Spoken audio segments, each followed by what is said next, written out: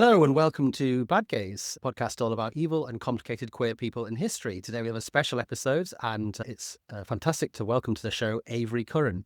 Avery is a writer and researcher. She finished an MA in Victorian Studies in 2021 and has recently finished a PhD on spiritualism and queerness in the 19th century. So right up my street. She was born in New York City and currently lives in southeast London with her girlfriend and their cat. What's the cat called? Claudine, after the Colette novels, which is really pretentious. Oh, no, fantastic. I love Colette's great. Talking of novels, your first novel, Spoiled Milk, is out now, and I think it touches on some of the things we're going to talk about today. Is that right? Yes, it does, but I said it in the 1920s rather than 19th century to save myself the two gigantic 19th century spiritualism war ducks. Okay, great. Yeah, let's get on with it. Who are we talking about today? So we're talking about Daniel Dunglas Home, who is a medium in the 19th century, a spiritualist medium, and who was the subject of one of the chapters of my PhD, who led the most wild and bizarre life where he behaved very badly sometimes and was behaved very badly too at other times. So if you're working on spiritualism in any academic capacity, you come across Hume pretty early. Like every time I go to a conference and somebody says, "What do you work on?" and I mention his name, that's the one where they're like, him, this guy. His biographer, one of those ones that really pops up everywhere. And his biographer, Peter Lamont, the main guy. So he writes about this guy in his biography. And in the very beginning, he says, "If it were possible to go back in time just once and witness an event from the past, I would choose to attend a seance with Hume. For me, he is the most interesting person who ever lived. He is more interesting than Jesus, Caesar, or Napoleon, who immediately spring to mind as interesting dead people." To me, that honestly sounds about right. Like, the more you learn about him, the more you feel like he's like the linchpin of history or the most interesting man who ever lived. He was one of the most celebrated and controversial mediums of the 19th century, someone who escaped many of the accusations of fraud that plagued a lot of his peers. And when I first came across him, I thought to myself, finally, in my PhD on queerness and spiritualism, I have found an authentic spiritualist homosexual. And that's the way people write about him sometimes. One academic described his relationship, which we will get into, with the Viscount Adare as having erotic homosexual overtones and describing Hume himself as being sinisterly dominant and controlling of Adare's mind. And conversely, he also appears inspirationally, not in a good way, to be clear, which is a shame. He appears inspirationally on some of those LGBT wikis where they collect literally anyone who's ever had gay allegations to add to the pantheon of queer icons from history. And I think, to me, an icon Hume definitely was, but I'm not sure it's actually as straightforward as all that. Another of his biographers, Jean Burton, wrote in 1948 that Hume was so unique, so unclassifiable, a specimen that people were hard put to it to know how to approach him at all. And she goes on, "He was neither an entertainer nor a holy man. He must be received strictly as an equal, and one must never so far forget oneself as to offer him money. Jewels, clothes, fur coats, trips to fashionable watering places. In some respects, his tastes were rather like a cocotte, were acceptable, but money, no." That's and he was, this really gives you a flavor of this guy's vibe and personality right off the bat. So just to clear up before we start, spiritualism, okay, you correct me if I'm wrong here. Spiritualism is the practice and belief that it's possible to communicate with the dead, that there is a realm in which the dead live and they can pass over into this realm. And a medium is somebody who has the ability to help the spirits communicate with this world, right? Yes, exactly. So the modern spiritualist movement begins in 1848 when these two teenage girls start hearing mysterious knocking noises in their cabin in upstate New York. And it spreads pretty significantly within the next few years. It gets to Britain by 1852. And like Hume's life, it's a very transatlantic movement. So we see it moving back and forth across the Atlantic in various ways. And so mediumship is a very interesting thing. And I'll get into some of the sort of gendered connotations of it later. Yeah, I'm interested in that because those two sisters, I think the Fox sisters, is that right? Yes. I'm always fascinated by it because they come from a sort of very, let's say, liberal for the time background. They're Quakers, I think, and they are abolitionists. And so the politics and the sexuality and the gender are tied up in the emergence of spiritualism. Yeah, it's a very abolitionist movement. It's in a lot of ways very politically radical. A lot of my work has focused a little bit, in the way that academic work inevitably will, on breaking down a little bit of that sense of kind of moral perfection about spiritualism. Right. And thinking about the ways that maybe it was a little bit more complicated than that. But that is one of those things where I can complicate it as much as I want, but it is very true that this is a movement that starts out with these kind of lofty ambitions, with these radical political ideas. And I think, to me, some of the most interesting ways that spiritualism plays out is the places where these ideas butt up against things that aren't as political. And Hume was not a super political medium himself. So he wasn't one of the ones that was having a seance where John C. Calhoun comes back from the dead to be like, oh, I'm really sorry about all that stuff. That was a bad idea, which does happen quite regularly. There's a sort of recuperative aspect to it. Yeah. Okay. He had these really astonishing abilities. He could handle hot coals without injury. He could levitate out a window and come back in again. He could talk himself out of a French prison by threatening to reveal the feminine secrets of the ladies of the court. And actually, that last one is the only maybe among the three of them. It's two truths and a lie. The first two are agreed upon by a wide variety of contemporary observers. He was the subject of a 68-page-long takedown by Robert Browning. He married not one but two wealthy Russian aristocrats. He could elongate parts of his body beyond the limits of plausibility, and I'm not making comment on what he might have been doing with that ability in private. People referred to him as the St. John the Baptist of spiritualism. One person who didn't like him described him as having large, glittering, sharp teeth. His eyes are a pale grey with a redness about the eyelids, which comes and goes in a ghostly manner as he talks. When he shows his glittering, sharp teeth and that red rim comes round his slowly rolling eyes, he is not a pleasant sight to look upon. So I think that's just a little taste of kind of the way that people think about him and like the position he holds in historical memory. And I think his name isn't widely known anymore outside of people who, like me, have been thinking about spiritualism for way too long already. Maybe because it brings the modern mind a bit too close for comfort to claims of chilly ectoplasmic hands and ghostly voices and mysterious music floating in from nowhere. But I want to redress that balance. I love him. I think he's fascinating. I think he did so much. And I think he holds a very important and interesting place in like 19th century queer history. I'll start with his early years. He was born in 1833 in Portobello, which is not far from Edinburgh. In his telling, he was distantly related to the 10th Earl of Hume, which has been disputed many times. But he loves to have this kind of aristocratic sensibility to himself, where he puts himself forward as being part of this aristocratic lineage that he may or may not have had anything actually to do with. He has that classic British aristocratic habit of pronouncing his name entirely differently from the way it's spelled. Right? Yes, if you've only been listening to this, you may not know that it's spelled with an O, which is a subject where every single time I introduce somebody to him, they can't Google him afterwards because his name is pronounced spelled Home, but pronounced Hume. Exactly. And in fact, the skeptical psychical researcher Frank Podmore, who wrote a bit about him, claimed that actually Hume was an illegitimate child and he changed his name from Hume with a U to Hume with an O, but still pronounced like Hume with a U to make a family relationship to the Earl of Hume more plausible. So again, like I've actually seen some documents that suggest that maybe he was actually related to the Earl of Hume quite distantly.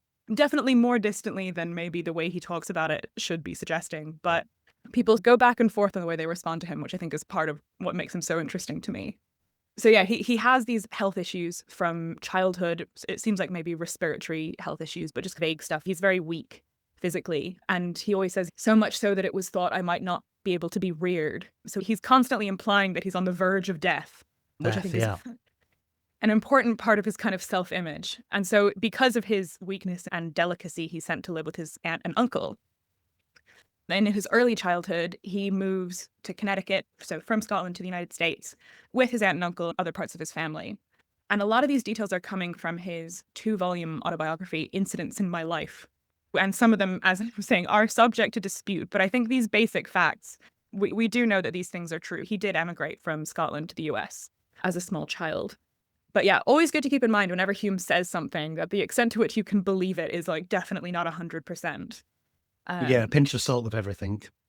Exactly. So with that in mind, Hume reports that at the age of 13, he experienced his first mediumistic vision.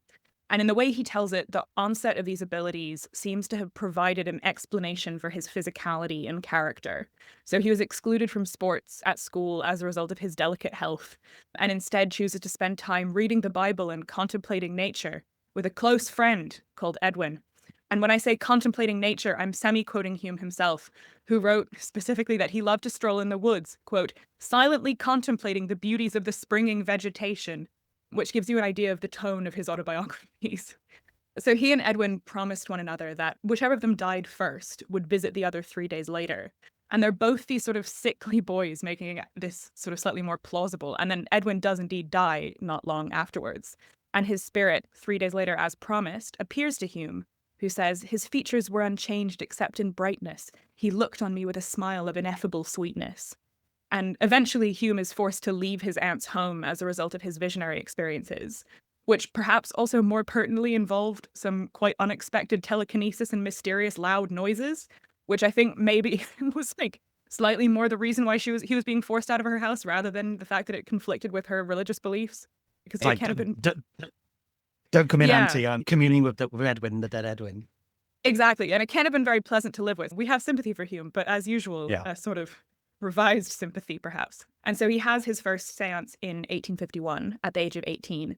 And yeah, at this point, as we discussed, I want to take a quick digression into male mediumship and what it is. Mediums, as we've discussed from a sort of general cultural osmosis, are people who could make contact with spirits acting as a kind of channel or conduit for them. Usually, but not always, in the context of a seance, which is like a specific kind of meeting of people to communicate with spirits and the dead. And what's really important here is the fact that within spiritualism, mediumship was figured as an inherently feminine activity. So there's something that I think of as the electrical theory of gender, and I don't want to get too deep into it, but it's roughly speaking the idea that people's characters correspond to the negative and positive ends of a battery. So spirits are broadly positive, mediums are negative, and negative is feminine and positive is masculine. And in this view, which is pretty widely held among spiritualists, a seance circle, as an example, should alternate between positive and negative characters, so masculine and feminine characters. And the spiritualist writer Andrew Jackson Davis explains it this way. So he says, the distinction of male and female is not so essential to be observed with regard to sex, but 6 of the number should possess the feminine attributes of character which are negative, and others should be decidedly masculine, having the positive temperament. Male and female are positive and negative principles, and the terms should not be applied and confined exclusively to mere organizations.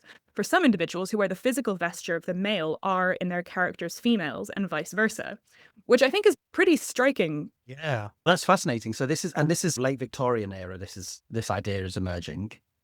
So this is pretty solidly in the mid-Victorian period. So this is 1851, Okay, which so is earlier than you'd expect. Yeah, and it's almost emerging exactly at the same time as the sort of sexological theories, which are the same, right? Which is that people have souls which don't necessarily match their physical characteristics. Those early ideas of inversion and perversion and stuff. It's also that same sort of theory is emerging within spiritualism. Yeah, which is fascinating to me because it is prior to the big publications. This idea is circulating in the 1850s. And as far as I know, it emerges as a separate strand of thought to these kind of sexological ideas that come a little bit later and in different areas, which is so interesting because it is taking this sort of similar basic idea, but then interpreting it in what I think is a relatively different and like novel way, which is to say that it's not thinking about it from the standpoint of either something to be pathologized or something that could be potentially liberatory. Like the way Andrew Jackson Davis, this writer, is talking about it is it's just a sort of straightforward reality. Like it's not anything to worry about too much. It's not anything that you might organize yourself around politically or do something about medically. He's just like, oh yeah, well, this just happens. And he like moves on having said this. And it's not like the central thesis of this book. But he's like, well, of course, we can all agree that some people who wear the physical vesture of the male are in their characters females.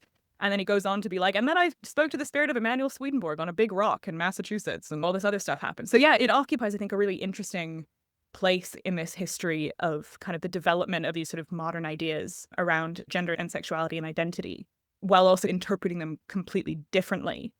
And to my mind, this all means that male mediumship specifically presents a problem. If mediumship is so closely associated with femininity, how do we interpret the gender presentation of the men who played that role? And sometimes the answer is extremely negatively.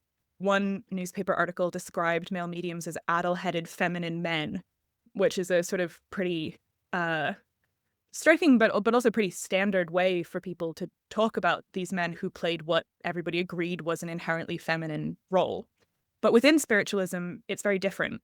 And Hume seems to see spiritualism as something that explains and permits these kind of feminine traits that he interprets himself as always having had, and like things that took him off this sort of masculine playing field and relegate him to the forest with Edwin and his Bible and the springing vegetation.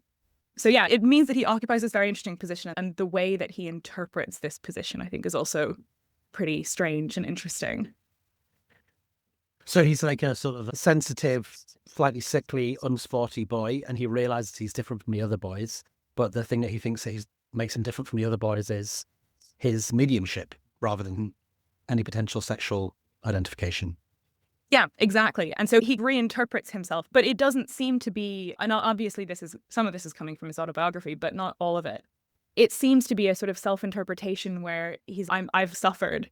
My life has been really difficult, but it's okay because now I have this sort of extraordinary power that explains everything.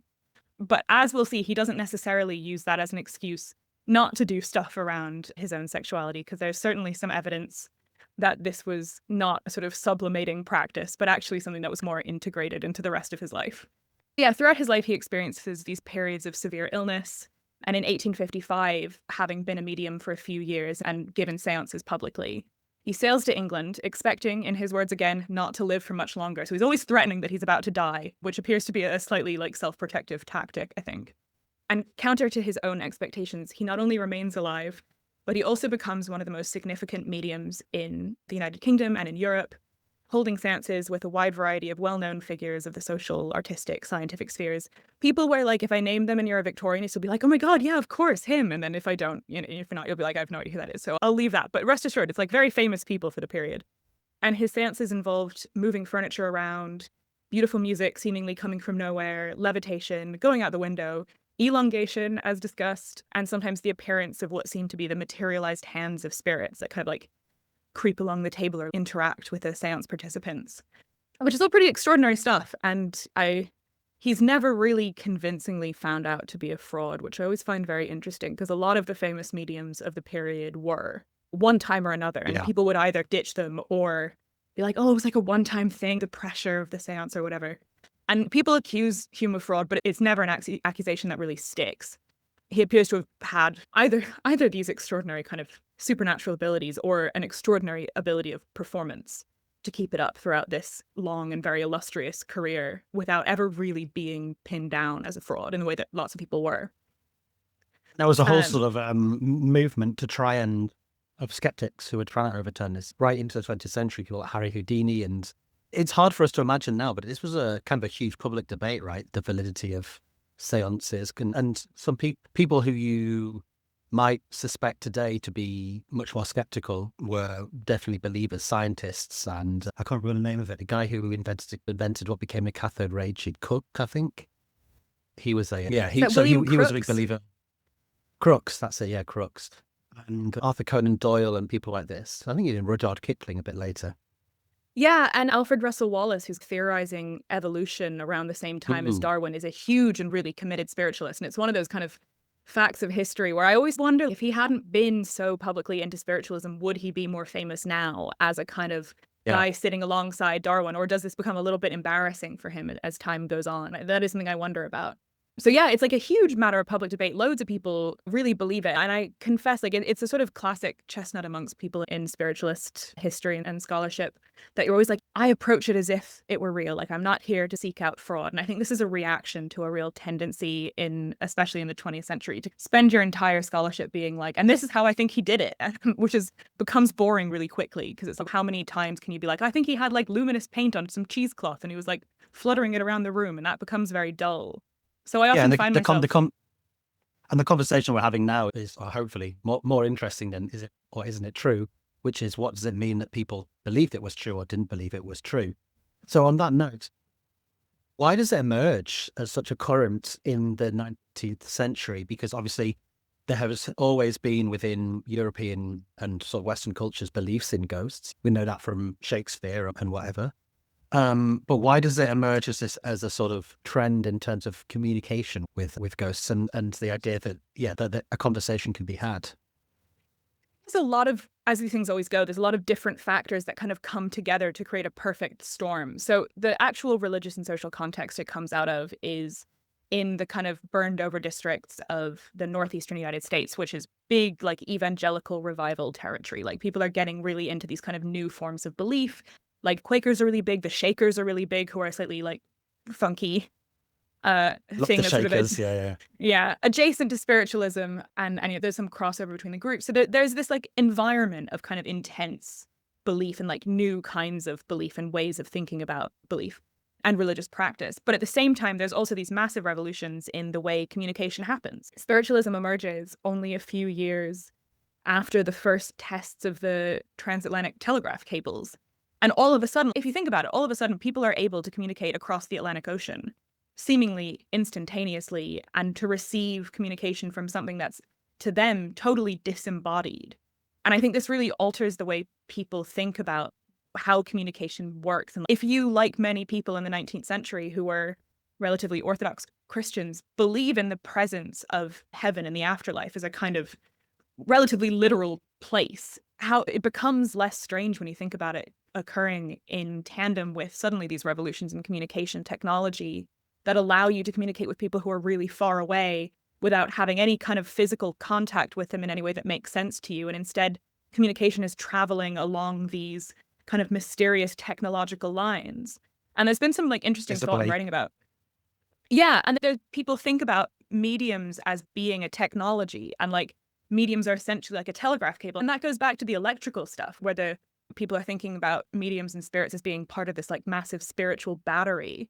And they often use these electrical metaphors. And I think that's maybe because it allows them to make this more comprehensible in a way, like it's connecting to this other extremely powerful, intangible, invisible force that they're able to see does stuff in the world and has this like huge impact on what you can do. So yeah, I think this all kind of happens at the same time, and it creates the conditions for what people see as a sort of millenarian thing. Like a lot of the time, spiritualists are saying like, this is new, this hasn't happened before, or this last happened with Jesus. Yeah. Okay, interesting. Yeah. There is obviously the idea of coming back from the dead is obviously a fundamental part of Christian belief in the first place. And also a lot of those things you're talking about, like Shakers and Quakers, have a strong tradition of a sort of a personal mysticism, which is not a million miles away from spiritualism, direct communication with the divine. But to put my big skeptic hat on for a moment, is that there also is a sort of, there's a development of performance technologies that's going on for those who are fraudulent. Whether you think everyone is fraudulent, it's up to you. Stage technologies and lenses and all these sort of things, and lights and magic lanterns. But also, I guess there's something going on at the time, which is a sort of new Victorian obsession with the culture of death, which is relatively new. Yeah, definitely. And I think spiritualism is an interesting one because it's often less obsessed with death than you might think. People, I think, often think about it as being like a response solely to grief or to loss. But a lot of the stuff that I've read about is actually relatively distinct from that. Or people will come to spiritualism because of the loss they've experienced, and it'll turn for them into this like much more strange philosophical, wide-ranging activity.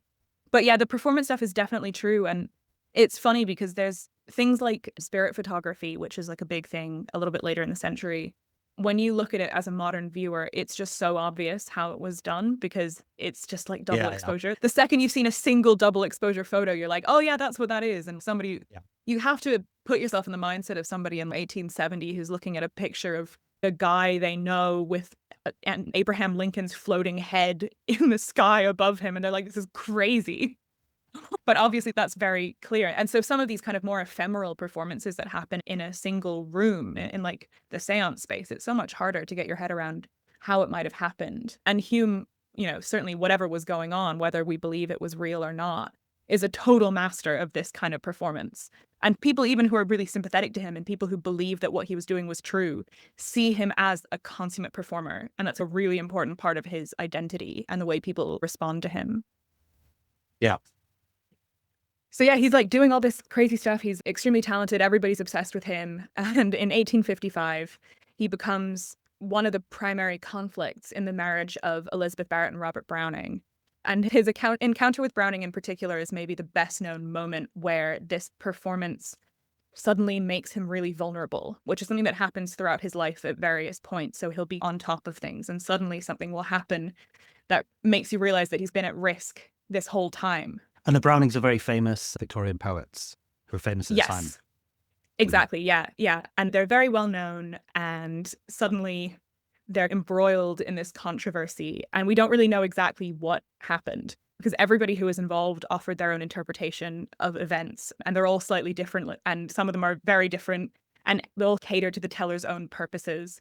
But what we do know is that Elizabeth Barrett Browning and Robert Browning attend a seance with Hume, and afterwards, Robert Browning expresses such hatred towards Hume that Elizabeth Barrett Browning was apparently concerned that if they ever encountered each other again in a public setting, her husband would immediately go and punch his lights out. There's a suggestion that Browning threatened to throw Hume down the stairs.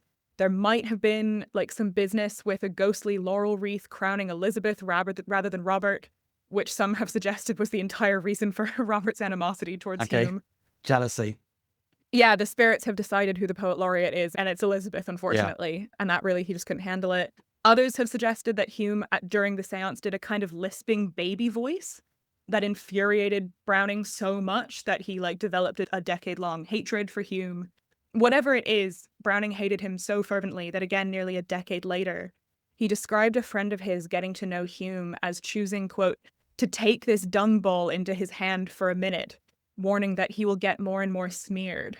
So it's a pretty striking animosity there. And we will come back to this later, about 10 years later. Keep this in the back of your mind.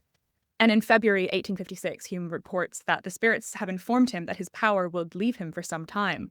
He then converts quite briefly to Catholicism and then unconverts a little bit later on after getting in trouble and travels to France, where he found he was able to give seances again in February 1857, at which point he's summoned to the French court where he meets Napoleon III and Empress Eugénie. And he spends about a year at the French court giving seances, but his departure in 1858 occurs under this cloud of suspicion. And to give you a sense again of the way that people think about Hume, which is always very slippery and difficult to pin down, and trying to find the sort of single individual truth of this man's life is nearly impossible. And even at the time, people saw this in him. So Elizabeth Barrett Browning writes to her sister of his departure from Paris, saying that there was a mystery of iniquity which everybody raved about and nobody distinctly specified. So there's this huge sense that nobody knows what's going on with him, but it's definitely something bad. Scandal, yeah. Yeah, so by all accounts, including his own, Hume was a total sensation at court. Everyone loved going to his seances, thought he was amazing, thought he was a great talent. And Hume himself writes to a sympathetic friend that he'd been forced to depart Paris for Italy because, quote, I had an impoverishment of the blood, so what could I do? The dear spirits thought me too ill to see strangers. And this is the way he presents what happens in his autobiography, but the well-known French court gossip, Horace de Villers-Castel, provides a very different version of events.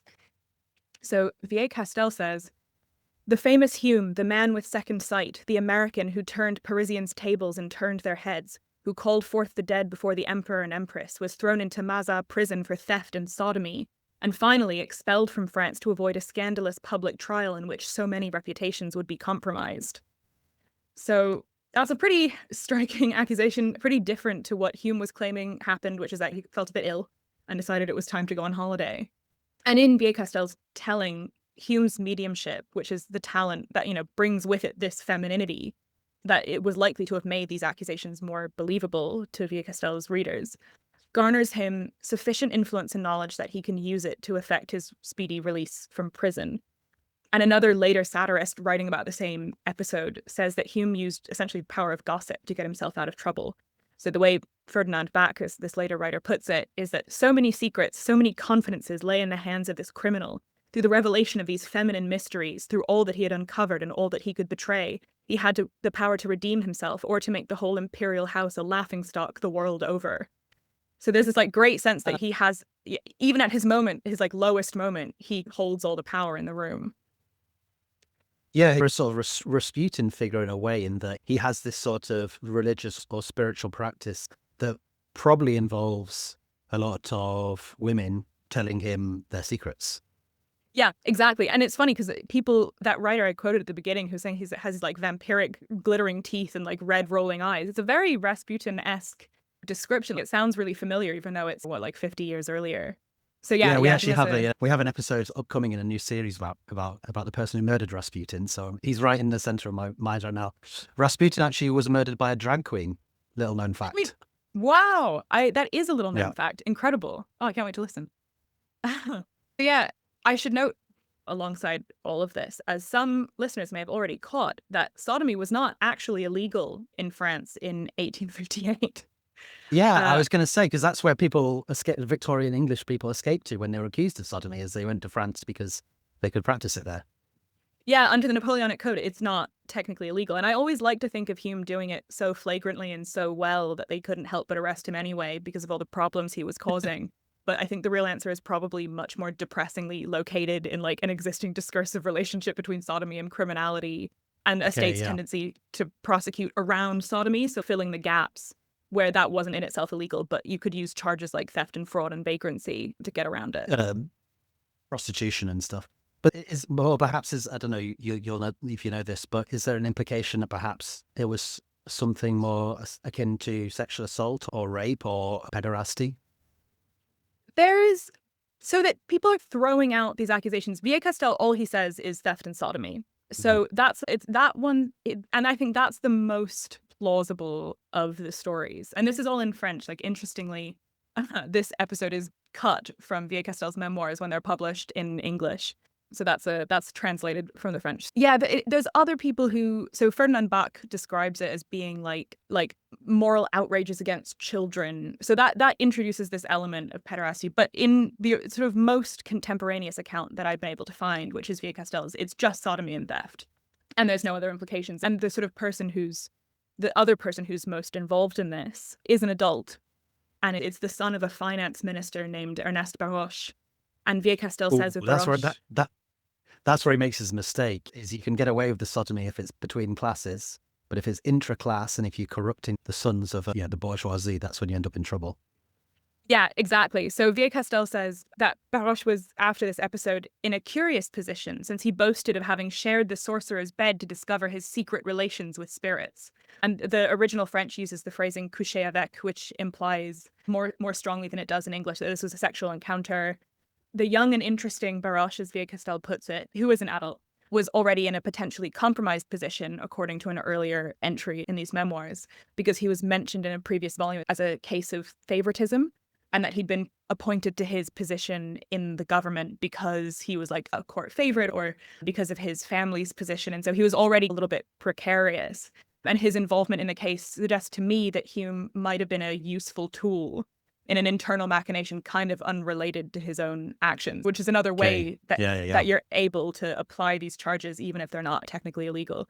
And yeah, Hume's class position is always really interesting to me because he is like dripping with jewels at all times. He's associating with these like wealthy and famous people. He's associating with aristocracy, royalty constantly. He loves to do it. He's obsessed with it. But he comes from what seems to have been a sort of relatively middle class background, and because of his position as medium, I think he always occupies a kind of contested class position where he's able to gain access to these sort of rarefied spaces, but the access is conditional and it can be revoked, putting him at, I would say, even more danger than if he hadn't entered them in the first place.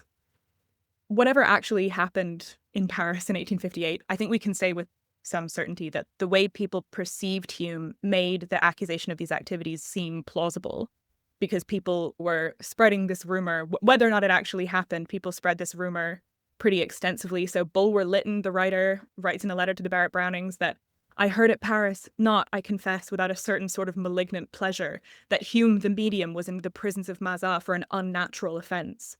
And I think the word unnatural here is quite interesting because it connotes both the queer and the supernatural. And I think a lot of times throughout Hume's life, we see this kind of discursive connection between those things being drawn.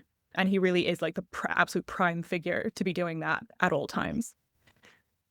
So following his departure from Paris, in whatever terms we choose to believe it was taken, Hume marries Alexandrina de Crolles, who is the 17-year-old goddaughter of the Russian Tsar in 1858, with Alexandre Dumas, the fils, I'm pretty sure, acting as his best man. So again, he's in high places. In Russia, they have a son, Gregoire or Grisha, who was born in 1859, and the couple returns to England later that year. But Alexandrina was ill, and her health declines until she died in 1862. So he has a sort of tendency to become obsessed with these sort of sickly people who then die not long afterwards. And I'm not suggesting that he had anything to do with it. He's not that bad of a gay, but he does have a type, it seems. And the 1860s were in general a really significant and at times very difficult decade for Hume. So we're finally returning, as promised, to Robert Browning. And in 1864, 9 years after the seance where they first met, and crucially 3 years after the death of Elizabeth, who had been much more sympathetic to Hume because she herself was fascinated by spiritualism, Robert Browning publishes his poem Mr. Sludge the Medium in his collection Dramatis Personae. And it's a very Title. thinly veiled.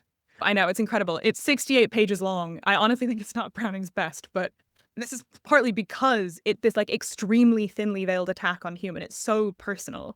And it's a work of fiction. I don't want to suggest that this is like an entirely biographical approach being taken. And for one thing, the inciting incident of the poem is Sludge's exposure as a fraud, which is something, of course, that Hume did not experience. So in the ways that it's an attack on Hume, it's being forced to take an even more aggressive stance than the sort of historical reality suggests. But Hume certainly interpreted it as an attack on him because he devotes an entire chapter of his autobiography to refuting various points made in the poem. So Sludge is described as being an alcoholic, and Hume's like, I'm a good temperament, like a drop of alcohol has never passed my lips, and the spirits would certainly never allow me to partake in such vices. This kind of very like haughty attitude where he takes it down one by one. And yeah, Mr. Sludge seems to be formulating an understanding kind of parallel to the spiritualist vision of feminine mediumship, of male mediums as occupying a kind of failed masculinity. So Sludge, the character, and who's obviously this sort of cipher for Hume, is constantly seen as being unmasculine, even feminine or effeminate. There's at least one line that I think could be read as an allusion to sex between men, which is, at one point he says, "Shall not David take the hint? Grow bolder, stroke you down at quickened rate." Obviously, things with Hume are never actually that simple or straightforward. So Browning also implies in the poem that Hume's feminine role of medium gives him special access to women, making him seem sexually unthreatening. So he says, "Curse your women too, your insolent wives and daughters that fire up or faint away if a male hand squeeze theirs. Yet to encourage Sludge may play with Sludge as only a medium, only the kind of thing they must humour, fondle." So he presents this kind of dual sexual threat, which is all the more distressing for its effeminate guise that allows him unfettered access into this feminine world. Similarly to the stuff at court in France, where he's able to gain all these women's secrets in the That's a really Rasputin interesting, mode. like Rasputin. It's a really interesting sort of type, isn't it? This sort of guy who is feminine, but then that's seen as his sort of tool to slip under the radar in terms of attracting women. And is there in that sense a sort of idea that he is potentially betraying other men, like betraying manhood itself? Yeah, and what the word that Browning uses actually in a lot of his letters to describe Hume and why he dislikes him so much is unmanliness. And there's a sense that he's not just upset that Hume behaves in the way that he does, but that he seems to almost to be rejecting masculinity. And I think it's a really interesting way of approaching it. I think one that feels very historically specific to this period of time, when these kind of ideas around sexuality and inversion are coalescing, but not quite there yet. So Browning is flinging around these kind of vaguely phobic ideas, but it's not really clear in what direction he's intending them to land. It's very similar to legislative discussions at the time, which is like, something fucking weird is going on here. We don't like it, but we don't really know what it is. But it's not manly. It's not cricket. We need to do something about this. And there's something going on there. He doesn't know, is this guy, a faggot or a straggot sort of conversation? What is going on here? I don't get it, but I don't like it. Yeah, and not cricket is like a very Hume thing in every way. Like he just doesn't seem to have the ability to exist in the way he's supposed to. But the ways in which he's pushing at those boundaries are never in one direction. He's always just pushing generally. And so he gets into these situations where their responses to him will suddenly turn on a dime, because as soon as he does something too much in whatever direction or stops being this kind of perfect performer where they're enjoying his performance enough that they're not noticing the sort of subversive quality or the sort of dangerous quality in a sexual sense, then they suddenly turn on him and it becomes unacceptable. Whereas previously they've allowed this to happen because he occupies this kind of performance role in a way. And yeah, so sometimes people are obsessed with him the way the Browning was in a negative sense. But to be clear, it wasn't all bad. Sometimes people were obsessed with him in a positive sense. And he handled this really badly as well. So this particular episode is of quite like minimal historical significance. I think I'm the only person who's ever taken any particular notice of it, because I was reading through Hume's papers with this like gay eye being like, what's going on here? What's happening? Nobody else has ever mentioned this, but I found an 1865 letter from a woman named Mary chastising Hume for how badly he's treated a friend of his, a man named Noyes. And Mary writes, he wanted to know if I could tell him anything he had done to make Dan lose all interest in him. Poor boy, he's just like a girl. I knew he was wretched when I first met him, for he is white as a sheet. I tried to comfort him as much as possible. The fact is, he hardly knows what he is about, and your mind has been so busy lately that you have not thought to give him a loving word or look once in a while, and the boy's heart is starving. It is a fearful responsibility, Dan, this making everyone love you so dearly. What a power you have to give happiness or misery. So we can add bad boyfriend to the list of Hume's crimes. Well, ironically, it seems like he ghosted him. Yeah, very good. Cute. The other boyfriend, question mark, that I'll be discussing a little later on, seems to have had a considerably better time of it. He's, as ever, he's never in one direction or another. Yeah, he's courting controversy in all ways here. So in 1867, 3 years after the publication of Mr. Sludge, Hume was embroiled in another incident where an elderly and extremely wealthy widow named Mrs. Jane Lyon sued him, claiming that he'd manipulated her into giving him a total of £60,000 in 1860s money. So a really gigantic sum today. Yeah, Wow, Mrs. Lyon was Hume's adopted mother. And for a while, Hume changed his name to Hume Lyon. And as a thank you for doing that gesture, Mrs. Lyon gave him an extra £6,000. And some of the case rested on her claim that Hume relayed messages from the spirit of Mrs. Lyon's late husband, telling her from beyond the grave to give Hume all this money. And during the trial, Hume claimed that Mrs. Lyon, in fact, wanted him to be, and I'm quoting here, something nearer than an adopted son. So in his view, everything goes wrong when he begins to resist her amorous advances. And the trial becomes this kind of horrendous spectacle where the whole thing rests on whether or not spiritualism is real. And it seems, and I've read the judgment, and I found it quite confused, but it seems like the judge was saying, listen, Mrs. Lyon gave you all this money, and that was honestly above board, and that was a really stupid thing that she did. But because this trial has become about spiritualism, I have to rule that it's not real. And so Hume loses the lawsuit, has to give all the money back, and is so distressed by the whole episode, quite understandably, I think, that he seriously considers going to receive the powers of a miracle-giving skeleton hand in Warrington.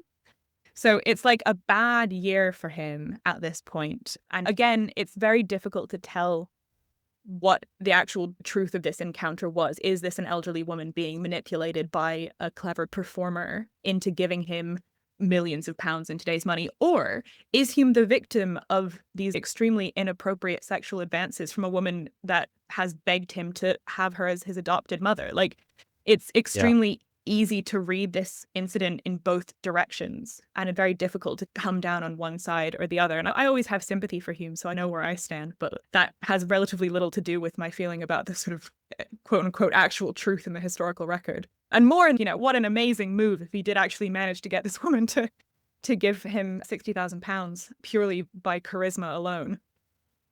There is something there which is a recurrent thing, which is, I think, one of the reasons why Houdini takes against it and it becomes a big thing in the Kipling and Arthur Conan Doyle sort of stories, which is the degree to which people are in the depths. It's to lose a loved one is the worst thing that can possibly happen to you. And to be offered hope in that situation is an extremely powerful motivator that people would pay a lot of money for. So that kind of remains, I guess, even to today, a sort of skeptic discourse around what mediums are actually doing. Yeah, and there's a lot of really weird and complicated situations around this specifically. Like, another person I wrote about was this man called Samuel Watson, who was a very conservative spiritualist in Tennessee in the 1870s. And he's not a medium himself, but after the death of his wife, he marries again some years later and then becomes very interested in spiritualism. And it seems very clear that his interest in spiritualism is based around his loss, his desire to get in contact with the spirit of his lost wife, and many of his children, because they're constant sort of yellow fever outbreaks. And so he loses several of his children very young. And his new wife begins to act as his medium in his desire to communicate with his dead wife. And so you end up in this really bizarre situation where this woman, his current wife, is going into a trance and manifesting his lost wife and like speaking with her voice and having conversations with both of these women's husband simultaneously as in the body of herself, but with allegedly with the spirit and mind of the dead wife. And that this extends to materializing, if I remember correctly, the body of the dead wife using the kind of, in the way spiritualists would think about it, using the kind of physical material and like spiritual material of the living wife. And you have to imagine what the second wife's life must have been like to be this conduit for a previous relationship. Yeah. And yeah, the sort of, because yeah, the thing I always want to, I guess, get across with spiritualism is that it's such a sort of multivalent and like weird situation that it plays out in such a variety of ways. So you get this much more typical thing like with Mrs. Lyon, where somebody is very vulnerable, clearly in at least one way or another, and is giving somebody who has the power to bring a lost loved one back to them all this money. But then you also have these situations where somebody is very able to manipulate right back, and you're not necessarily, as a medium, always in a powerful position. And they're often very precarious, because you can imagine like what would have happened to this new wife if she'd suddenly refused to stop bringing messages from the previous wife. And when you think about Hume, he always insisted that he would never be paid for anything, which meant that he relied on generosity and gifts and was often staying with people like in their homes, which puts him in both a powerful and a precarious position where suddenly this generosity could theoretically be withdrawn with no consequence at any point, the way it was with Mrs. Lyon. And suddenly this like financial safety net that he had has disappeared. He has no and assets. have to give it back. Exactly. So yeah, I think it's one of those things where you can really see how we get into this sort of Houdini situation where people are like desperately trying to unmask fraudulent spiritualists who are manipulating people and taking their money. But then you also get these spiritualists who may well have been doing that, but who are also in this extremely vulnerable position, and people can turn on them at any point. So I think it's always a very interesting position for these people to be in from a sort of historical standpoint. And it's also, speaking of wealthy people who are potentially being manipulated extremely seriously by Daniel Dunglas Home and people like him, it's also in 1867 that his relationship with, and I'm taking a breath here because it's such a long name, Wyndham Thomas Wyndham Quin, the Viscount Adare and later the 4th Earl of Dunraven, begins. Genuinely astonishing name. Both Wyndhams, by the way, spelled differently. One is with an I and one is with a Y. So good they named it twice. So Adare tells the story of this, and I'm calling him Adare because it's easier. Adare tells the story of this relationship in his privately published book, which is called Experiences in Spiritualism with Mr. D.D. Hume.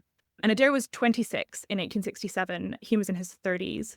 And he'd recently retired from his position as lieutenant in the 1st Regiment of Lifeguards. And during Hume and Adare's closest acquaintanceship, which lasted for about 2 years, they often shared a room, possibly they shared a bed, and were in one another's company extensively for this sort of 2-year period. And their intense intimacy, and I'm using that vaguely on purpose, led to what both parties perceived as particularly powerful manifestations. So one of these, which I think is a good illustrative example, is the healing of Adare's illness in Hamburg when they traveled together in 1868. So Adare was ill, suffering from a fever and heart palpitations, and he writes, Hume then went into a trance. He got up and came over to me and sat down on my bed. He sat for some little time, holding one of my hands in his and pressing the other against my heart. He took my 2 hands, joined them within his, and we prayed together. Something affected me so much that I burst out crying, and the tears ran down my cheeks. After a minute or two, he passed his hand across my throat and stopped the crying immediately. He then made passes over my head and down my side, took my hand and kissed it, kissed my forehead and said, "Good night, sleep." And they're often physically intimate like this, but also in a more public setting. During seances, they'll have an audience. And in one seance, Adare reports that Hume stood behind him. Placing his hands upon my shoulders, he drew me back towards him and pressed his head firmly against my back. I felt a strong current of heat flow out of his hands into my shoulders. It was very hot indeed. And the people who are witnessing this don't comment on it at all, this like really intense physical intimacy between these 2 men.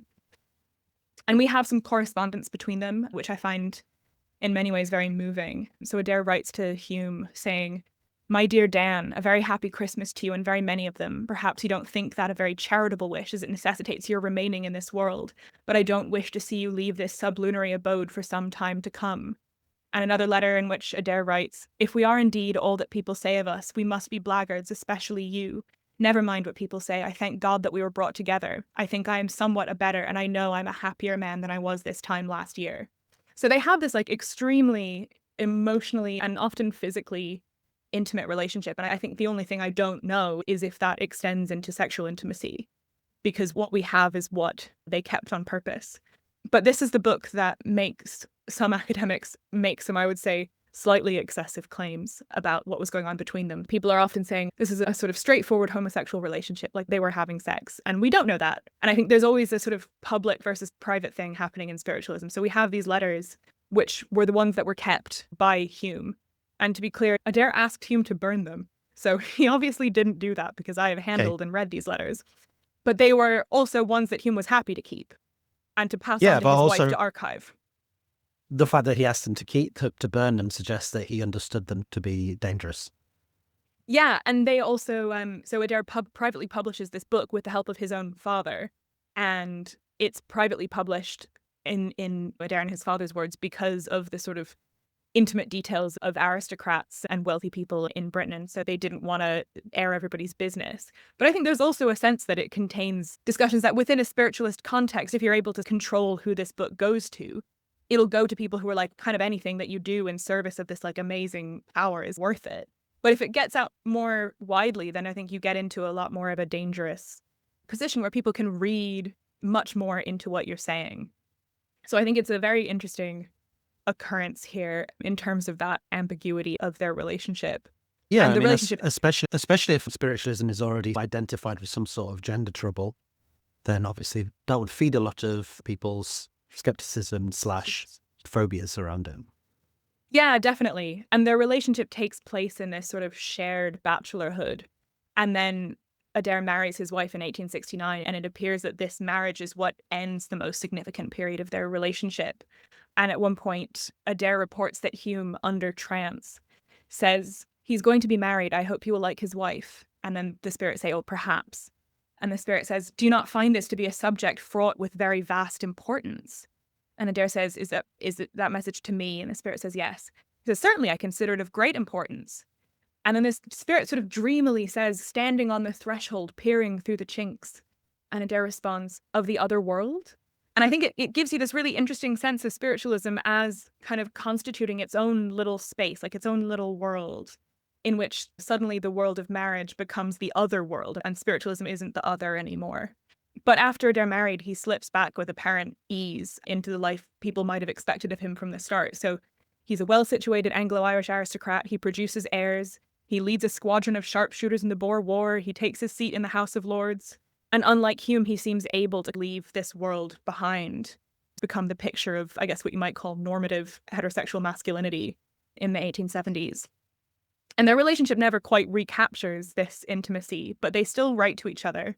And Adare seems to have been really fond of Hume throughout the rest of his life. So his book is reissued in 1924 by the Society for Psychical Research. And in the introduction, Adare writes, "I liked Mr. Hume. He had the defects of an emotional character with vanity highly developed. He was liable to fits of dark depression and to nervous crises difficult at first to understand. But he was withal of a simple, kindly, humorous, lovable disposition that appealed to me." And I think this is quite a lovely description of someone who sounds objectively terrible to be around. But yeah, I always find that end of their relationship very interesting, because Hume isn't able to move in and out of these worlds, but Adare is. And he's able to return to it with fondness and seemingly with no sort of sense of shame about what they did, even in a very different context. Obviously, the 1920s, there's much more of a kind of established understanding of what they might have done as being something sexually dangerous. And this is in a much more public context. So the SPR edition of the book is publicly available. It's published by the Society for Psychical Research, so its audience is primarily spiritualists. But theoretically, it's much more available than the previous book was. Yeah. And probably would go far, because in the aftermath of the First World War and the Spanish flu, there is a resurgence, right, in spiritualism as people who've lost their children in the trenches want to get back in contact. Yeah, exactly. So it's much more likely to receive an audience. And Adare doesn't seem to mind this or seem particularly concerned about it, which I think is very interesting. So yeah, after the most significant period of his relationship with Adare ends, Hume travels around for a while. And it's on those travels that he meets his second wealthy Russian aristocrat wife, Julie de Glumelin, and they get married in 1871. And that's the year that he also undergoes a bunch of experiments by William Crookes, who we were discussing, who discovered the element thallium, this like very prominent British scientist who was also a big spiritualist investigator. And Crookes found Hume apparently to be genuine, as many people did. But just adding a data point there, not making any judgments. I wasn't there. And Hume managed his own image really relentlessly, often presenting himself as a victim, which sometimes feels excessive and sometimes I think has the ring of truth. So he was constantly clipping articles out from newspapers and magazines that were negative about him and responding to them point for point in the way that he did Browning's poem. So he finds an extract from an article in Echoes from the Clubs, which was dated 1868, meaning when he publishes his second autobiography in 1872 that he kept this clipping around for 4 years, which describes Hume as a dark-complexioned stranger with quiet, shifting eyes, curly and oily-looking black hair, which is obviously a sort of, again, quite Rasputin-like and very, like, interestingly racialized description of him. And Hume checks very specifically to the comment about his hair. So he says, "My friends must have wondered how they had not seen me on any occasion when my naturally dry, light hair had become a head of curly and oily-looking black hair." So he's like, very specifically, my hair is gorgeous. Don't denigrate it. But yeah, so I think to a lot of people, there's something about him, not always defined, but that feels like this generalized sense of transgression or gender transgression, sexual transgression. Not everybody's willing to put a name to it, but there's something, wrong with him. And he identifies this process himself. And in his autobiography, he says, "It would be hard if I were held answerable for facts which occur in connection with my physical organization, and towards which I am, in mind and intent, wholly passive. Even if there were any harm in them, it will have been observed that they began with me when I was an infant in my cradle." So again, I think this is a very interesting point in time that I think this is in the first series, this is 1864, where he's identifying himself as a particular kind of person, but he's not necessarily attaching that to any specific sexual or gendered behavior. But he is thinking of himself as being born like this, whatever like this might mean. Born this way, yeah. Yeah, that's Yeah. quite interesting. He pins it as an innate characteristic rather than anything that he's developed. Yeah, and which I think a lot of people in this sort of spiritualist understanding of gender would have thought of it as. So they think of this as being something that is inherent to you, that can shift a bit over time, but which is not a trait over which you have control. Yeah, exactly. So in the later 1870s, Hume's health declines and he starts giving fewer and fewer seances and withdrawing from public life. In 1877, he publishes a very controversial book about fraud by mediums called Lights and Shadows of Spiritualism, which is controversial because he spends so much of it being extremely bitchy about all of his peers who he thought were worse than him. About one medium, Hume wrote, "It must ever be regretted that an excellent heart should have been so often and so far led astray by the perversities of the head with which it was connected." So you can see why he was a controversial figure later in his life on account of being horrible to everybody he'd ever known and spent time with. Yeah. So he spent less and less time in public life in this period, and finally he dies in France in 1886 at the age of 53 as a result of the same respiratory ill health that he was constantly threatening to die from throughout his whole entire life. And that's the end of Daniel Dunglas Hume. Bad Gaze doesn't run ads, we're not part of a big media network, and we're not underwritten by any big donors. That means our analysis and work is independent, critical, and free for the community. Only through your generous support can we take the time to write and research each of these extensive episodes. Become part of a community of like-minded listeners by subscribing to Extra Bad Gaze on Patreon or Apple Podcasts. Every month, you'll get access to our subscribers-only podcast where we discuss the latest in queer politics and culture, and our Gagging Gunkles advice segments, where we take reader questions about sex, relationships, and queer life. You don't want to miss those segments, nor do you want to miss our new jingle. So join the community at patreon.com/badgazepod or subscribe right in Apple Podcasts. And you can also check out our merch, including hats, beach towels, t-shirts, and of course our book, Bad Gaze, A Homosexual History, at our website, now in English, Spanish, and Italian. Thanks. Thank you, Avery. That was, super interesting. Those connections between sort of thoughts about gender and sexuality were emerging at that time, and the gendered nature of spiritualists is really fascinating. Just one point, which I think always comes up. It comes up a lot as well when I've done some writing that's interested in mysticism and the sort of some medieval mystics like Hildegard of Bingen and people like this. Which is this question that people often have around it, which is, to what extent is this a sincere belief and to what extent is this fraudulent? A hardcore skeptic would say it's all fraudulent. These people knew that they were deceiving people. But other people, and obviously true believers and spiritualists, will say, no, this is genuine communication to the dead. But maybe there is this hazy middle ground, which is that they believed that they genuinely believed in what they were doing. Does he write at all about his actual practice of of spiritualism and mediumship, and what does it feel like to be communicating in that way? So he interprets it as being entirely out of his control, which I think is an interesting combination of being possibly something that is genuine, especially given the way he writes elsewhere about how these are things that he can't change about himself. And that has the ring of truth to me, I think, particularly in connection with the way that other people respond to him. And the way he often finds that clearly really distressing, and I think genuinely distressing. But it's also a tactic which is used quite frequently and interestingly, especially by women mediums. There's a kind of trope amongst women mediums where they'll say, I wouldn't be doing this if I could help it. This isn't something that I choose to do. It's something that's visited upon me. And this is a sort of interesting maneuver because it's simultaneously absolving them of any moral complication around what they're doing and making them seem really passive, but also giving them the opportunity to do something that in the spiritualist understanding is incredibly powerful. And there's been a lot of really interesting writing about the gendered implications of that for women. This is how spiritualists get around things like St. Paul saying that women shouldn't preach. And they say, it's fine, women go in the lectern in spiritualism all the time, and they do what looks like preaching, but it's not them speaking. Someone else is speaking through them, and it's usually a man. And so or, for example, they can say very early on in a bourgeois environment, I believe that women should have the vote. And then when they come out of the trance, they say, of course, I don't believe that women should have, but the spirits are telling me that women should have the vote. And it becomes a way to safely disavow opinions to be radical. Yeah, you could get away with saying a lot. You get a lot of very interesting, and I don't want to overplay this again, but you get a lot of very interesting kind of anti-imperialist thinking from spirits where they'll say the conquering of India was morally wrong. They'll take these quite out there standpoints and be very willing to defend them in a way because the person that's defending them isn't in the room. Like, they're not there. There's only so much criticism you can do of something that a spirit says. But the thing that fascinates me is the way somebody like Hume, who is a man, uses these exact same tactics as the women mediums to justify his actions as a medium. And he'll say, it's just not within my control. Like, I'm a simple man. I have no desire to be involved in any of this. In fact, I hate the public eye. It stresses me out. I don't enjoy it. But I simply have to. The spirits tell me I have to. And this is something that I've been given. And this is what I do, whether I like it or not.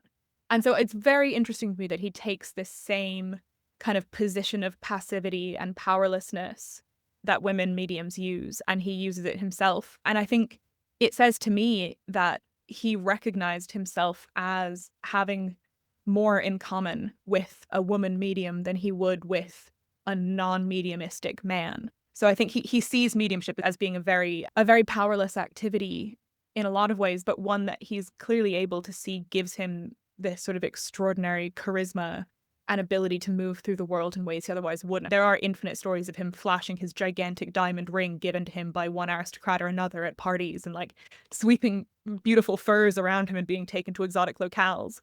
So yeah, I think this is that he enjoys it. He clearly enjoys some of it, but he also rests on this justification that he wishes none of it were happening to him at all. But of course, that's, if you are a fraudulent medium and you're a performer, then of course that's a great shtick, isn't it? It's a great act to be like, this is visited upon me and I wish I weren't here. But then, it makes it even more exciting. Yeah, there's also a sort of interesting thing where there are mediums and spiritualist encounters where you can really imagine if there is fraud, it's not intentional, or where there's a kind of more ambiguous relationship. Things like automatic writing, which could be a kind of like auto-suggestion almost. And there's been a lot of writing about the ways in which this might be a sort of unconscious psychological process, or spoken mediumship using a Ouija board, things like that. But Hume is doing stuff like levitating out a fourth floor window around the building and back in a different fourth floor window, at which point, if that's happening unconsciously, it's obviously just as impressive as it would be if it were like the spirits driving him around. So the mediumship he's doing is often something much more sort of spectacular and something that I think couldn't really be understood as unconscious or accidental, which puts him in this interesting position, I think, where you do have to acknowledge the possibility that it was a very impressive performance, or that for a brief period of time in the 1850s to 70s or whatever it is, the rules of physics were suspended for this guy specifically. But I do think that if anyone could do it, it would be him. Stranger things have happened. And you talked a bit, of course, about the sort of gender trouble that was associated around male mediums, and that Browning in particular was focused on the unmanliness of this sort of behaviour. Was there a similar sort of discourses happening around female mediums from skeptics, where people saying this also isn't something that women should be doing? Was that seen as like a too manly behaviour, too assertive? Or was there any sort of suggestion of queerness as well within women who were doing it? Yeah, there are in a lot of these different directions. So one example would be, actually, there's a lot of times where people will discuss how sexually or genderedly inappropriate it would be for a woman to manifest the voice of a man. And she'll speak often in a sort of deep voice. And there's a writer who describes it as being like the deep bass voice of a sailor or whatever. Like, this woman is able suddenly to manifest this extremely incongruous voice. But interestingly, I think that often doesn't create as much trouble as you might think, because the point is the contrast here. The point is that if this woman is speaking in this like comically masculine voice, the idea is that this is so far from her true feminine self that it becomes more convincing. And extreme skeptics will just be like, it's bad that they're doing all of this. This is all bad. But really, I think women can get away with quite a lot, because the sort of distance between their like fragile feminine bodies and their beautiful soft skin and hands and faces and this like deep voice they're projecting to the world, the whole point is in that distinction. And so whereas I think it feels different, I think, for someone like Hume to speak in a girlish voice or like a baby voice, which he's reported as having done quite a few times. And even people who are quite sympathetic to spiritualism respond badly to that. They don't like it. Like, Elizabeth Barrett Browning is a bit uncomfortable with it. And I think there's something about that distinction being less satisfying and safe in a way, I think, than in the other direction, which is possibly why the vision of a medium that we have, like if you ask most people to imagine a spiritualist medium, they usually imagine a woman. And I think it is because the performance is a little bit easier to get your head around somehow and a little bit more satisfying, because occupying that masculinity in this like highly ritualized and specific situation is maybe a little bit safer as something that everybody might be able to agree might be a bit fun for a brief period of time that then goes away afterwards, crucially, because women mediums were always professing how delicate and careful and sensitive they were, in part in a desire to emphasize this difference. Whereas what Hume was doing appeared to have been a little bit less easy to categorize as a sort of specific and discrete performance. Yeah. On that note of performance, what should the sort of long-term legacy is of that sort of gender trouble that's happening? Because when you were talking, the 19th century in the UK and the US is, of course, the birth of spiritualism, but it's also the birth of the circus, or well, slightly earlier, but the growth of the circus. And it's the sort of birth of contemporary stage conjurers and magicians, as we'd understand today, which obviously have a different history, but there's a lot of intersections there, isn't it? A lot of stage performers were also, as we mentioned of Houdini, also skeptics who tried to uncover these fraudulent mediums. A lot of stage performers were interested in mediumship as a trick, and the tricks that we use to suggest contact with the dead. But I'm just thinking, because today they seem very distinct. Like, I associate spiritualism with quite a small niche semi or crypto-religious belief of sort of spiritualist churches, and I regard them as quite discreet, humble sort of religious practice. But some of what you're describing does carry on into magicians and conjurers. Magicians have this sort of strange, male magicians, and it is a really masculine, it's a very male-dominated, I'd say, profession. But they also have this sort of strange queerness to them that is not homosexual, but is camp. Do you know what I mean? There obviously are gay performers and magicians and mentalists like Darren Brown and people like this. But just the sort of look as well, the sort of, I don't know, crushed velvet suits and the eyeliner type thing is camp and queer in a disruptive, let's say. It's something people don't like magicians because they find them disturbing sometimes. And I don't think that's just down to their skills with performance. I think it's also down to aspects of that legacy of gender presentation. Yeah, that's quite an open-ended question. But what do you think the legacy of the sort of gender trouble that was happening with these mediums is today? So there's actually a really phenomenal photograph of him, which I'll send to you, of him wearing a like massive robe covered in like crushed velvet symbols, and he's holding a skull. And his hair is, as he describes, naturally dry and light and beautiful. And he's gazing into the eyes of the skull, and it's like one of the most astonishing camp images I've ever seen. So I think this lineage is one that Hume is a big part of, whether people acknowledge him or not, and his imagery of himself. Like I said, he manages his self-image, his image relentlessly, and his second wife archives all of his stuff, which is why it's available now, and it's reasonably well catalogued given everything. And so, yeah, I think he's really carefully presenting himself in a certain way.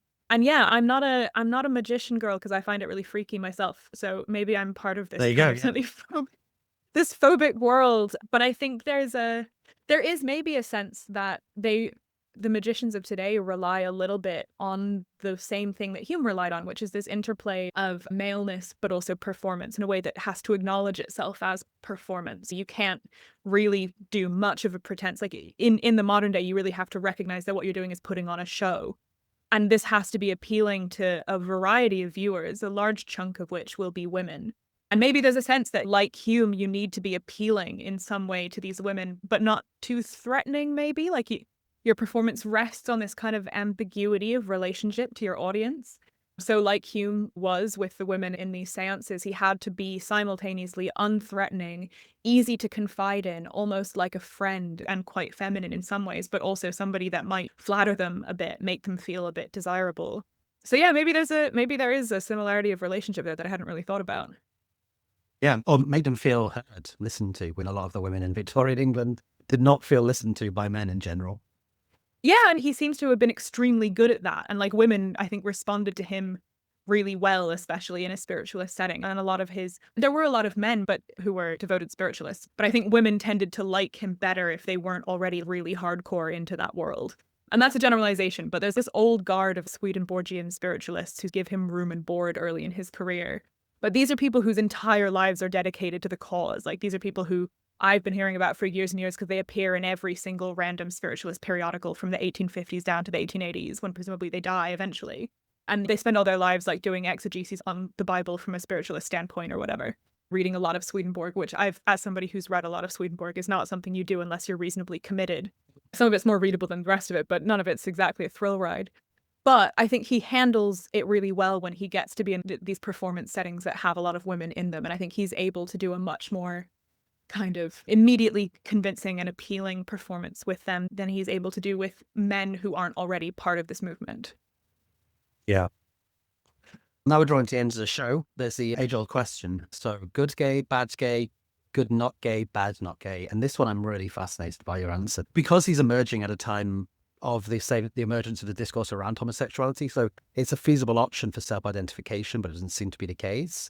And then also, of course, that he was married and had children. Yeah, what's your feeling about it?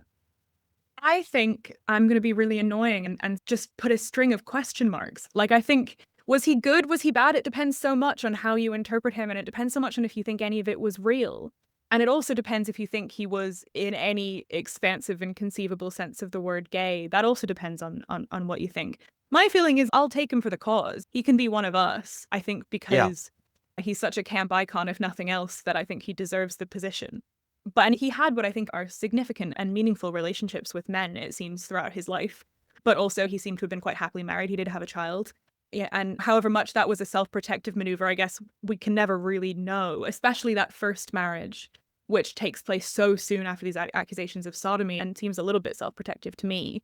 Because some people would say that these accusations, like this, whatever the scandal was, like it must all be fine now because he married that Russian aristocrat and this 17-year-old girl who definitely didn't know what she was getting into and then dies 4 years later. There's no gayer way to be heterosexual than to marry the goddaughter of the Russian Tsar as well, is there? It's like the campiest wedding possible. Exactly, yeah, and to be presided over by Dumas or whatever, like living this kind of... Incidentally, exactly the same story as happens with the murder of Rasputin. He also marries the goddaughter of the Tsar. How many goddaughters did this man have? I presume it's a different one. But different Tsar, much later, And I imagine probably loads, but a princess. Yeah, it's a very easy way to get yourself out of scrapes, it seems like. He then Yeah. does marry again. So he's had this like helpful, protective marriage, which I think is more easy to read as having been something to get out of a problem. But his second marriage lasted the rest of his life. That's something like 14 years maybe. I'm bad at maths. And they were very committed to each other in whatever way it was. And she spent the rest of her life managing his legacy and writing books about him and archiving his stuff. So yeah, I would say he's squarely at the midpoint between good and bad. And I would say he shades towards gay, but I don't want to ascribe any labels too aggressively to him because I think he wouldn't have liked it. And I think he Yeah, would have been very fair good enough. at it. We'll say spooky queer. There we go. Yeah, perfect. Spooky queer. I think that's the right way of thinking about it. And if you want to start your own podcast, you're welcome to that title. Thanks. Spooky queers. So if people want to know more, what are some of your sources for this? I imagine you've got absolutely tons because you just finished a PhD on the subject. Or if people want to read your PhD, is that possible? Sadly, my thesis is embargoed in case I turn it into a monograph. course. But I do have an article coming out any day now with the Journal of Victorian Culture about Hume and Adare's relationship. So if you want to read 7,000 to 8,000 words of me going quite long on what I think was going on there, that should be available soon. I would recommend the biographies of him. I don't know. There isn't one that would do the stuff I would want it to do, but I really did enjoy Peter Lamont's book, The First Psychic, which was published in 2005, which is the more recent biography of Hume, written by somebody who takes a kind of scholarly standpoint of neutrality. But for style, you cannot beat Jean Burton's Heyday of a Wizard from 1948, which does definitely think he was legit, but I think is the most stunning character study I've ever read and is like a fantastic biography of just the man Hume. She has this like incredible ability to understand what was going on with him. She writes towards the end of the biography about the last years of his life that all that was certain was that he had given a brilliant and marvelously sustained performance, which I think is just such a perfect encapsulation of what this man was like. But then I would also recommend reading Experiences in Spiritualism with Mr. D.D. Hume. It's available on Google Books for free by Viscount Adare, which gives you an account of the kind of stuff he was getting up to in seances where he was like picking up a hot coal from the fire and wiggling it around in his hands, being like, see, I'm fine. And Hume's own autobiographies, Incidents of My Life, which are also available for free. But yeah, there should be more academic work on him, and I'm not just saying that because I want people to commission books from me. It sure would be nice if they did. No, it's fascinating. I'd like to read more. And then, of course, your new novel is out. I've actually just acquired a copy, so I'm going to be reading that. But Spoiled Milk, who's that published by? It's published by River Run in the UK, Doubleday in the US, and Penguin Random House Canada, and it should be available reasonably widely. And that's also about queer spiritualism, though from a very different standpoint. Fantastic. Well, thank you so much, Avery. What a great show. What a great show. Really interesting subject. And we'll be back with a new season of Bad Gays any day soon. So until then, bye. Bad, bad, bad, bad, bad, bad, bad, bad, bad, bad, bad, bad gays, bad gays, bad gays, bad, bad, bad, bad, bad, bad,